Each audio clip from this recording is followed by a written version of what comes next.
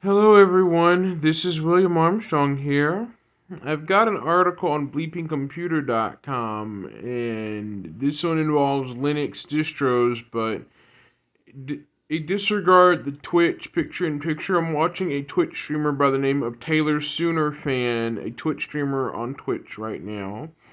And I'm going to read it. It says here, exploits released for Linux blog giving root on major distros. This article is written by Sergio Gatlin at October 5th, 2023 at 3:44 p.m. Before I continue, I'm going to give you a little bit of a TLDR. Linux is a Unix-like OS distro, sort of.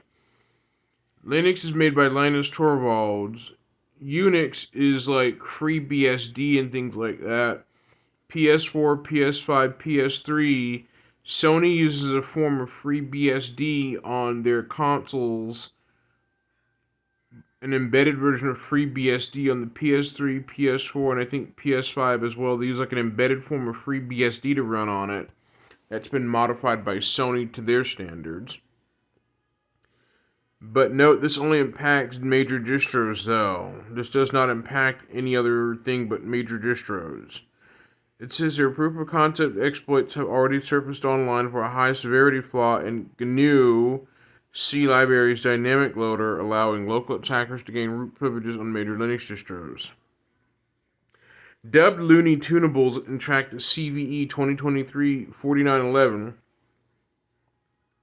or 4911 or 4911.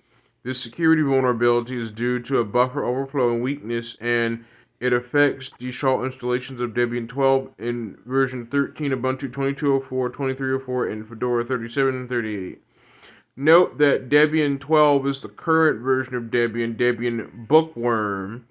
Debian Trixie is version 13 that is available only in Debian Testing Repository, and Debian 13 is not yet released yet. It's known as Debian Trixie version 13 in Debian Testing Branch. It says here that attackers can trigger it by using a maliciously crafted glibc tunables environment with variable processed by the ld.so. Note that the ld.so is shared object library files on Linux and Unix distros, so to speak. Dynamic loader to gain arbitrary code execution with root privileges when launching the binaries of the set UID permission. Since Qualys Threat Research Unit disclosed it on Tuesday, several security researchers have already published proof of concept POC code, exploit code that works for some system configurations. One of these POC exploits, confirmed as working by vulnerability and exploit expert Will Dorman, was released by independent security researcher Peter Geisler Blasty earlier today. While his exploit can be used against a limited number of targets, the POC or proof of concept code also includes instructions on adding additional ones by identifying a workable offset for each system's ld.so dynamic loader. Other researchers are also developing and rapidly releasing their own CVE 2023 4911 or 4911 4911 exploits in GitHub and elsewhere, although Bleeping Computer is yet to confirm their working. Administrators must act promptly due to the significant threat posed by this security flaw, which grants complete root access to the systems running the latest releases of the widely used Linux platforms, including Fedora, Ubuntu, and Debian.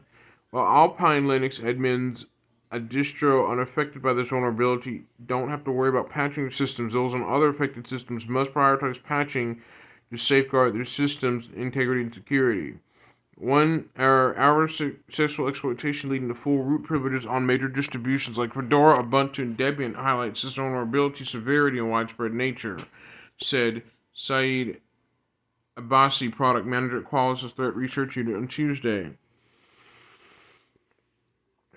Although we are withholding our exploit code for now, the ease at which the buffer overflow can be transformed into a data-only attack implies that other research teams could soon produce and release exploits. This could put countless systems at risk, especially given the extensive use of glibc across Linux distributions. It's a good thing that they're withholding, that Qualys' Threat Research Unit is withholding their exploit code for now. Good idea for them to do that. It would be a bad idea if it were to leak out from them.